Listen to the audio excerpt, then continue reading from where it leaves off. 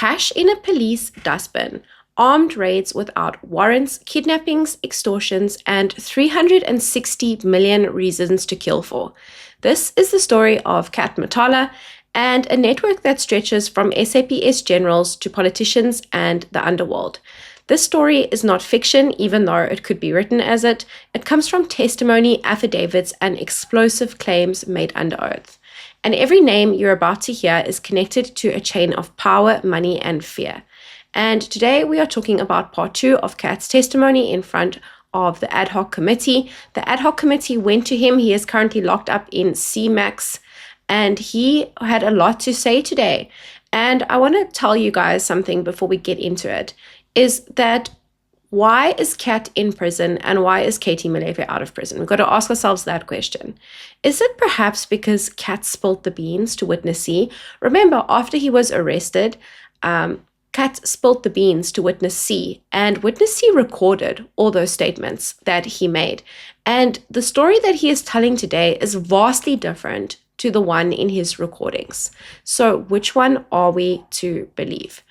Now, we have to remember that this all started with Babita Decaran. She red flagged one of Kat's companies as one of those benefiting from looted tenders that were linked to Tembisa Hospital. We got to talk a little bit about the Kat's relationship to Shadrack Sibiya, because Shadrack Sibiya is a channel favorite. He's been mentioned a lot. And when Witness C testified about those recordings that Kat made, Witness C would say that the Kat had claimed to have paid Shadrack Sibiya millions in cash, including that 2 million rand in that police dustbin.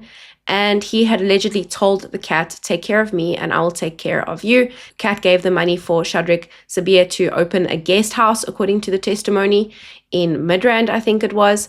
And basically, the picture that the Kat has painted today is of someone who he barely knows, let alone someone who he would pay 2 million rand to. And during the Mabonga Commission, it did emerge that Kat was unhappy about the challenges in accessing the building. Remember that building that he was leased by Public Works, that he had a lease for, and he says he got there to inspect the building, and there were doctors there, and he says these doctors were involved with senior police officers in corruption. And Kat didn't like that. So Kat contacted the head of detectives, Shadrack Sibiya, as a member of the public. He got his number or his email address, and then he sent him an email. And then Shadrack Sibiya and him became involved because they were trying to root out this corruption that was occurring on the premises where Kat wanted to start his hospital, of which he was awarded a tender for. And there was a correction that was read into the record, because remember, Kat said he wasn't operating, and then when asked about that, he said no, he was given space to operate in the hallways. So there's a lot of this that happens with his testimony. I personally don't think a lot of what he said was honest, in my own opinion, but let's break it down and comment below what you think, because I'm always interested to hear your opinions. So according to Kat, he only met Sibiya 3 times in total, and this was in early 2024, and this was all over the hospital. The issue of him being frustrated, not being able to get into that hospital. These corrupt doctors are colluding with the police officials, and this is why he met with him only 3 times.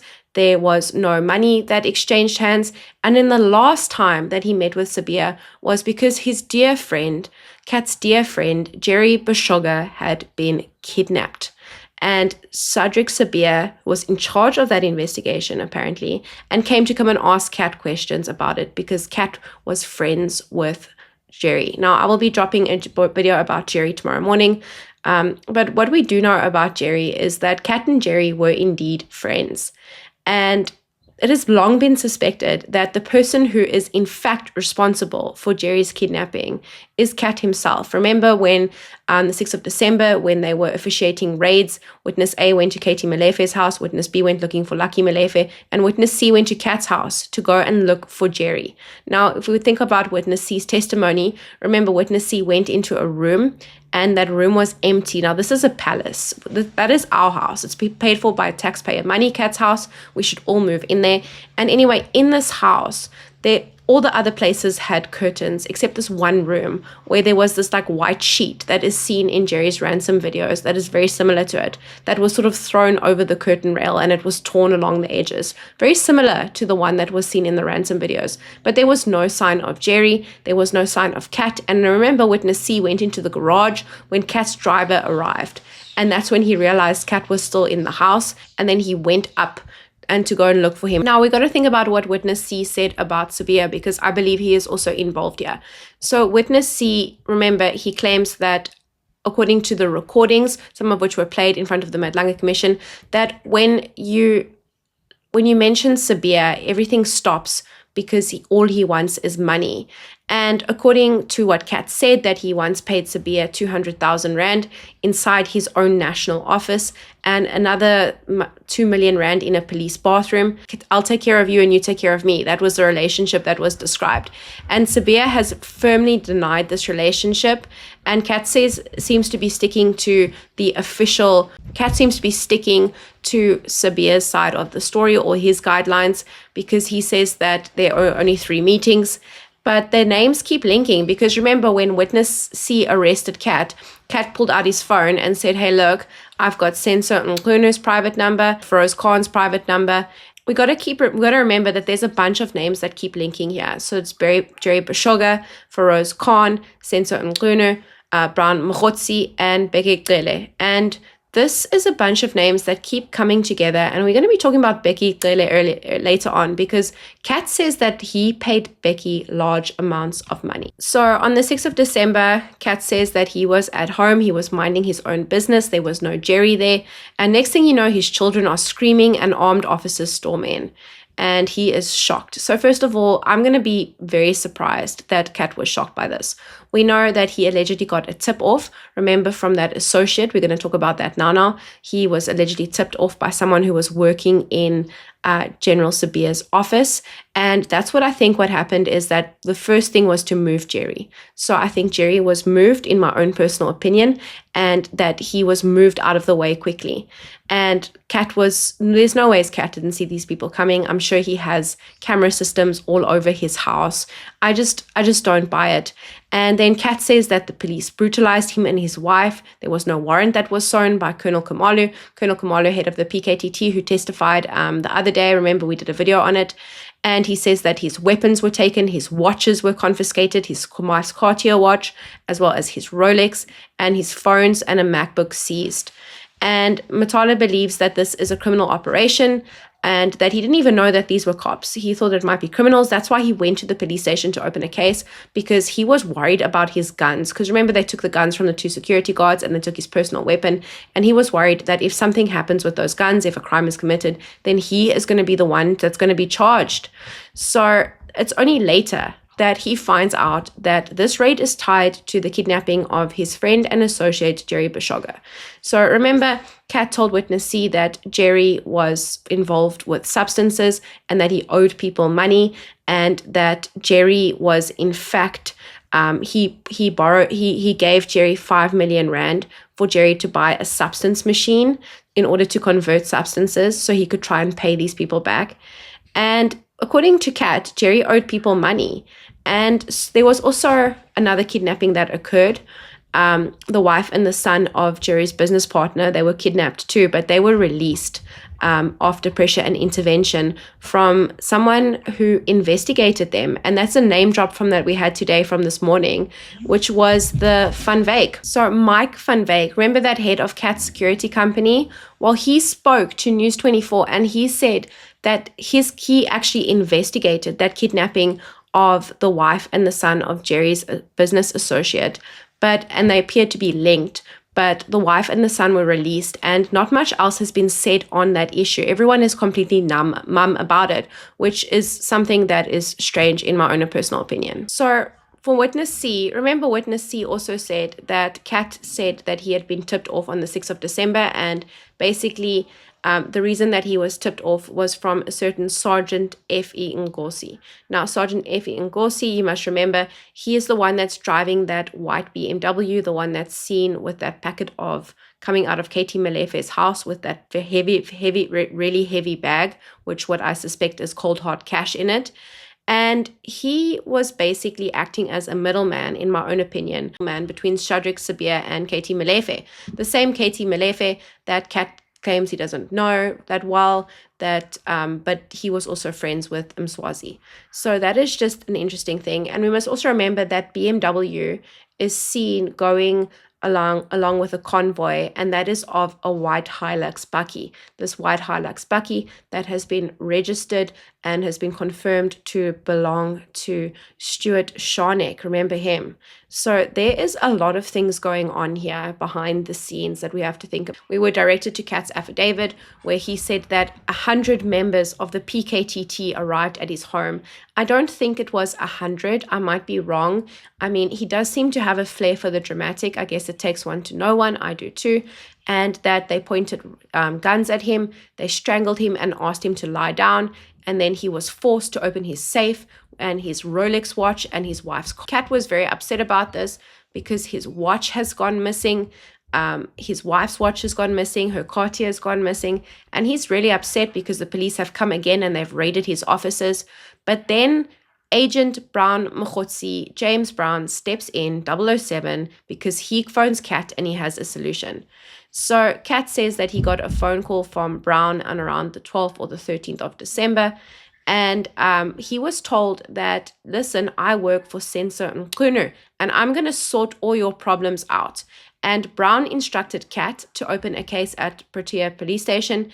And he says that he doesn't know where Brown got his number from and that Brown had told him that he knew he had problems with police. Remember, Brown is psychic. Remember from our last video, Brown knows everything. He knew that those dockets were going to be taken to Sibiya because he has perception. Brown is psychic.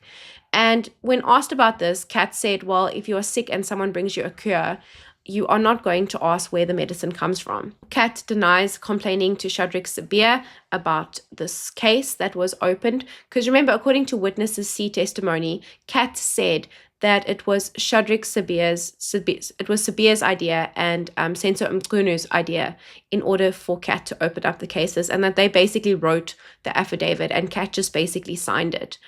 Asked about why he's so worried about this case and why he's so anxious, he says it's because of his firearms. He says his firearms were taken.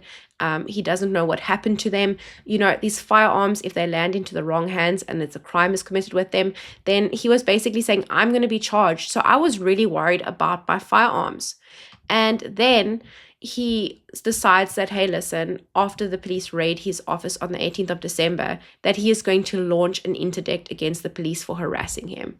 And that was scheduled to be heard on Christmas Eve, but was withdrawn. Now, why it was withdrawn, we're going to get into it, because enter in another middleman. Now, this is also someone who cannot defend themselves because they have passed on. The person's name is Bongani Mpunguse, otherwise known as Mabonga, which I'm going to be referring to him as now. Now, basically, according to Kat, they all have mutual friends. They don't know each other, but they have mutual friends. And this Mabonga is passed on. He passed on. We'll get to his death now. But he is the son of a taxi boss. And apparently this guy phoned Brown. This guy, Mabonga, phoned Kat. I mean, everyone is willing to help Kat out. I wish people would be that helpful with me when I got into trouble. So anyway, apparently Mabonga phoned Kat and told him that I've got a man who can help you and his name is Beke Cele. And come to Durban and come and meet him. So Kat drove to Durban. Now, we know that this meeting with Beke Cele did happen, and we got to look at Beke Cele's testimony.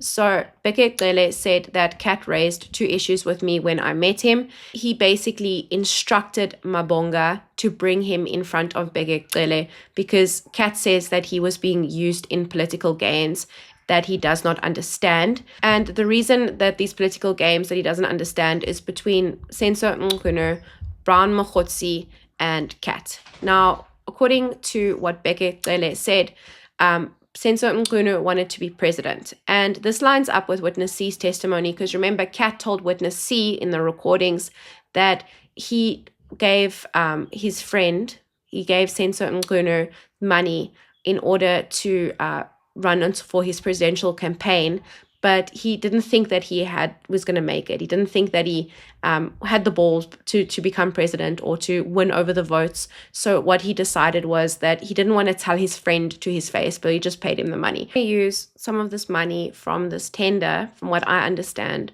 to fund some of Senzo Mchunu's presidential ambitions. And that they were all going to do it together as long as Zuma and Cele were not involved, because that's probably where the Zulu Wars are coming, because the Zulu Wars got a name drop later on. And the second issue, according to Beke Cele, is that General Sibiya, remember writing that affidavit that against Khumalo for what happened to Kat with his Cartier watch and his Rolex. And remember, he took the Rolex off, Kat took the Rolex off and showed it to Beke Cele allegedly and said, hey, look, this is the Rolex watch that in the affidavit says is stolen. So Beke Cele's account is basically aligning with Witness C's account at this moment. And Kat's account is not aligning with anyone's account. Maybe some of Brown's stuff is matching, but that's about it. It says is stolen. So according to Kat, this is a different meeting of what happens. Kat says Lele told him that the harassment would stop if he withdrew his court matter. And then when he was at the meeting, he called his lawyers to withdraw it. And then according to Kat, Lele phoned Dumisani Khumalo in front of him. And Lele told him that he could go and fetch his firearms in Pretoria and that Kat was caught in the Zulu Wars. With Khumalo on the phone. So Kat says he heard this conversation happen. Basically what was said was, listen, this guy, he just fought in a Zulu war, but he is no threat to us whatsoever. So there is some sort of Zulu war that is happening at the moment, which is probably, from what I understand, between General Mkhwanazi and Fani Masemola on one side, which is what they are trying to basically reference here, and on the other side, Senzo Mchunu and Shadrack Sibiya. So we've long since established that we have these two fractions in the police, and there is some sort of contention that is happening between them. Now remember, Beke Cele testified that he did call General Khumalo, but that he called General Khumalo at Kat's request because Kat insisted, and Kat says that he also showed Beke Cele his phone and pointed out about how Brown Mogotsi was asking him for money. And according to Kat's testimony today, he said that he wanted to block Brown Mogotsi because this Brown Mogotsi 007 is just irritating. He's asking for money the whole time. But according to Kat, Beke Cele advised him not to do this because Brown was his way to Mchunu. So we're going to talk a little bit about money because he can't remember how much he paid to Brown Mogotsi. Figure ranges from 150 to 200,000 Rand. I mean, these are huge sums of money. And it's almost like, oh, I can't remember how much that water I bought at lunch cost me. This is the terms of money that we are talking about. These are huge sums of money to us ordinary people. So Kat is claiming that Beke Cele was giving him information, and Beke Cele is claiming that Kat was giving him information. And when asked today, Kat said that Beke Cele lied under oath, and then he still went to make some more wild allegations, and he said that he paid him twice. The first time was 300,000 Rand when Beke Cele stayed at his penthouse, and the second time was 200,000 Rand when they had a later meeting at the Beverly Hills Hotel at around March. And these payments, suspiciously, they were all done in cash. And the only person who witnessed the payment is dead, Mabonga. So this is another case of someone conveniently dying or not being able to testify because they are no longer with us. And when asked why he gave the cash, it's because Kat says that Beke Cele said that he wasn't doing anything in return to show appreciation for the efforts that Beke Cele gave him by getting him his firearms back, which he did fetch apparently. Now, when they were at Zimbabwe together, Beke Cele allegedly wanted to introduce Kat to General Mkhwanazi, but General Mkhwanazi wasn't there because he went to go and meet the Zulu King. So Kat says that he decided to stop taking Beke Cele's calls. Cele was just asking for money the whole time.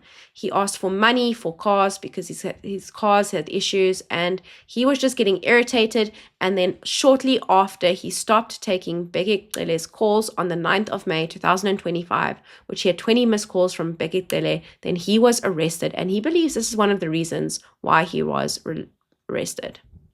Now, Kat admitted today that he doesn't know Senzo Mchunu. He has never met him. And for me, this is strange because remember the testimony, he's like, oh, I was going to give him from witness C when Kat was recorded saying I was going to give him money for his presidential campaign. But, I didn't think he would make it. So I'm not buying this. From what I got from Kat's testimony today is that he is protecting Senzo Mchunu and he is protecting Sibiya. That is just my own personal thought. What I do suspect happened is that Kat started realizing that he was not being protected by Senzo Mchunu and Sibiya. So what he did is that he went to go and speak to Beke Cele. And as soon as he went to go and speak to Beke Cele, and as soon as he was perhaps feeding information or getting information from Beke Cele, then Senzo Mchunu caught onto it. And that is when Senzo Mchunu cancelled Kat's project. That is just tender. That is just my own personal opinion of what has been happening here. Now, we got to go quickly into Mabonga. So Mabonga, he's the son of that taxi boss. He is also the middleman who basically witnessed these payments between Beke Cele receiving from Kat Matala, as well as introducing Kat to Beke. Well, he was gunned down during a confrontation with bouncers at a club in Sandton this year in March 2025. Remember, this guy that was shown on camera, it was quite violent. He was a debt collector, and some club owners allegedly also paid him protection fees. And he was going to go into that club to get 600,000 rand from someone in that club, and the people in the club wouldn't let him in with his firearms. And what he would do is that he would take car keys of people who hadn't settled their debts, and he would drive the car until the debt was settled. And then other times he didn't return the cars, and he was accused of selling them over to buyers in Zimbabwe and Mozambique. Does this sound familiar to you? Does this sound cartelish to you? I don't know. Kat claims that he met General Mkhwanazi on the 15th of April at an apartment building in Umhlanga. So I wonder if this is the person who, remember Brown testified to this, that his Uber driver tipped him off and then he followed Kat, and then Kat met with someone in a private residence. And according to the Kat, Beke Cele arranged for the meeting, and this was due to issues with the SAPS contract. And he says that Kat says he wasn't making money because I have to pay Beke Cele the whole time. They're not placing any orders with me. This is a whole effort, basically. This is a whole, the HR is not sending through procurement to me. I need money for my business. So what he does is that he's not getting enough purchase orders. He's not making money. So the person who's going to solve this is General Mkhwanazi. And he says he wasn't comfortable with meeting General Mkhwanazi alone, and that Mkhwanazi had learned about Kat's problems and that he was going to help him by sending him more purchase orders. I mean, everyone is just so willing to help Kat. Now, when Kat started telling the story here, he lost the plot. I lost the plot. I'm sure everyone else lost the plot. So now, here's where things get weird, because apparently Mkhwanazi told Kat that if Fani Massimola was concerned about the cat, then they would take him out permanently, and Mkhwanazi would personally take care of the cat. And this is firstly strange. And then asked about this meeting with Mkhwanazi was rather instead not about purchase orders, but rather to spill the beans on Sibiya, which I do think is what happened. I do think Kat went there and he spilled the beans. And this is probably why Kat is in prison, why Katie Malefe has been let out, because Kat is the one who was talking. He was singing for Witness C, but he was not singing today. He was sticking with the official story today. I think the punishment in prison has been enough for him. And Mkhwanazi wanted information about Sibiya. That's probably what I think happened. But according to the Cat, he did not know Sibiya on that level. Remember, he only met him 3 times. He never gave him any money, no police dustmans involved, even though he is recorded saying this to Witness C. And Mkhwanazi asked him to convince a certain person to drop an IPID case against him. So this is when things get weird, because apparently Kat's children go to school with this person's kids, and that the wife was going to introduce a meeting. This is when things got weird. I'll put it here below, see if you can make sense about it.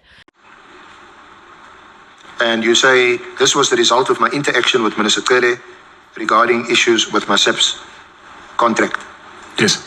So this again takes us back to this contract issue. Yes. And you then say Minister Cele advised you that he knew Lieutenant, the spelling is it Nkoa? Nkhua. Nkoa, yes. Nkoa, yes. Okay, excuse my pronunciation. And then you say, but the person who was very close to her was Lieutenant General Mkhwanazi. And then you say, before we proceeded to the meeting, I contacted General Sesona, who is the head of the Hawks at KZN, as you were not comfortable to meet General Mkhwanazi alone. Yes. So can you just elaborate on this? And did you meet, and what was the purpose of the meeting, and what happened at the meeting? Okay, I'll go back a little bit so that we can understand how did I get to end up meeting Mr. Mkhwanazi. When I was with Mr. Cele, and then because he kept on asking me for money, and then I told him that, listen, SAPS is not paying me in time, and then also I don't even get enough purchase orders, so I'm not making a lot of money, though the contract is there, but I'm not making that money that you guys assume that I'm making. And then I told him that the person who's in charge of this contract, I think I'll say the custodian of this contract, is Lieutenant General Nkoa. And then he said, yes, I know about your problem, but I think the best person that you need to talk to is General Mkhwanazi, because he's more closer than General Nkoa than I am. So that's when then he arranged that meeting. So when I met with General Mkhwanazi, he said to me, yes, I hear about your problem that you're having, so that that they don't give you guys enough work. They just send to work in drips and drabs so that they don't breach their contract. But actually, if it was according to them, they wouldn't send any purchase orders at all. They just send small purchase orders so that they can just keep you entertained. So, but they're saying actually what they want to do is cancel this contract. So, and he said to me, they actually met. He said there was a police summit in somewhere in Emperor's Palace, and he's saying, during that summit, after the summit, I think, he said to me, General Nkoa asked National Commissioner Fani Masemola that when are they actually cancelling my contract? And Fani Masemola said that, this is what I heard from General Mkhwanazi. Fani Masemola said that, listen, I spoke with the minister. Remember last year, December, he gave a directive that we must cancel this contract. But now I ask. But from what I got about that is that we do know that this case has been opened against Mkhwanazi on alleged police harassment. And what we do know is that this case was opened on the 28th of July, 2025. Or it was released to the press on the 28th of July, 2025. Now, what do we know about what happens in these cases? We know that when you don't take the bribe, then you get threatened. And when you go past the threat, then cases get opened against you. We've seen it with General Khumalo, the case against him. We know how I feel about that. And this, in my own opinion, these allegations of police harassment against General Mkhwanazi is probably another attempt in order to sully his name, to prevent him from investigating and to prevent him from asking questions about the PKTT. So Kat, when he went to this meeting with General Mkhwanazi in KZN, that he didn't want to go alone, so he went with the head of the Hawks in KZN, Sesona. And he said that he knows Sesona very well. He's known him for 7 or 6 years, and that he's like a big brother. And basically, there was a little bit of laughter during this time because he was saying, he married my cousin because we share the same sort of surname. And there was a little bit of laughter in Parliament or in the jail, wherever this is occurring. There was a little bit of laughter. Kat claims that he tried his best to get these harassment claims against General Mkhwanazi dropped, but the person wouldn't do it because the brother of this person couldn't speak. I don't know if this has got something to do with that tubing that they were talking about. But anyway, what ended up happening, according to the Cat, is that he told Sesona that it's not going to happen. And this is also one of the reasons why the Cat was arrested, because he didn't fix that problem. There are a few people who have these allegations against General Mkhwanazi. It's 3 people. And these are being investigated by IPID. So these 3 people, they were accused of a September 2024 kidnapping and robbery of a businessman. and they allegedly demanded 35 million rand, yet in a shocking twist, all charges were dropped on the 22nd of January 2025, with their legal team saying that there were procedural irregularities and unlawful police conduct. Now, one of the people here, Ismail Nangi, claims he was kidnapped by unidentified men posing as police. He was teed, I can't say this word for YouTube, but what Mary de Haas alleges happened at a private residence, and this was extremely bad. It included suffocation and tea down there in his private parts, and he had his property unlawfully seized, with his Mercedes later found burnt despite being officially recorded in SAPS custody. So these are the charges that Kat was referring to. And we dropped for the day. We ended there because there was a good point to break. And at the end of the day, Kat overall today, he appeared nervous. I don't really believe the story that he's spinning. It's against his evidence that he gave in front of witness C in the past. I think what he is doing now is he is protecting Senzo Mchunu, he is protecting Sibiya, he is protecting the cartel. There is a reason why Kat is in jail and Katie Molefe isn't. They are punishing him, in my own opinion. They are showing him, you know what, look who's boss. Remember what was said was that if all of these allegations are true, this cartel has more power than the government in South Africa. And I think they are punishing him, and they are making sure that he says the correct thing. And he has basically turned his story all the way around, and he is doing everything he can to protect Sibiya and Senzo Mchunu. Now, that is my analysis for today. I will carry on tomorrow. Looking forward to seeing everyone there. And tomorrow morning, I'm dropping a video. I was going to do carry on with Paul O'Sullivan this week. I will still drop the videos later on. But what I want to drop tomorrow morning is the Jerry case, because I think it's something that is related to what we're talking about now. So remember to hit that like button. Remember to subscribe and comment below what you think, because this has gotten wild.